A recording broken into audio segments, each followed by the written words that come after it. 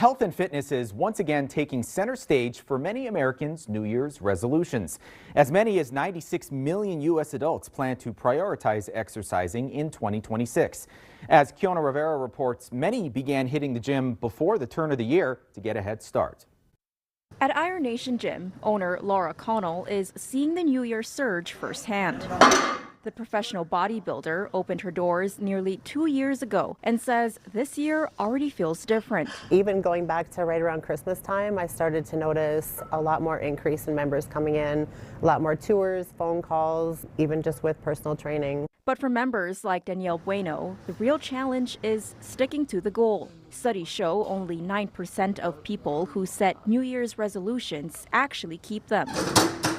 She joined Iron Nation last summer after months of trying to stay consistent on her own. I've lost probably over around 40 pounds. Lindsay Granos didn't wait for January either. She started last October with a goal to get stronger. To just be able to work with anybody and everybody and just have the confidence that I didn't have before. But she quickly realized the change went deeper than muscle. It's more of a mental change than physical for now. As a personal trainer, Connell says January is when people struggle most. Come on, keep going, keep going. That's why she's made it her mission to keep them going. Getting back in the swing of things after the holidays has been very difficult, even for myself.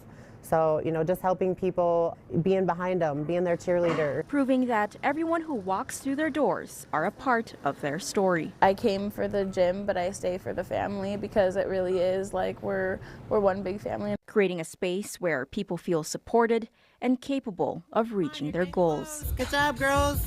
In Minot, I'm Kiona Rivera, reporting for your news leader. Iron Nation has group training classes Mondays and Wednesdays at 6 p.m. called Iron Sisters. Connell has a few spots left for personal training sessions. They're located on South Broadway in Minot.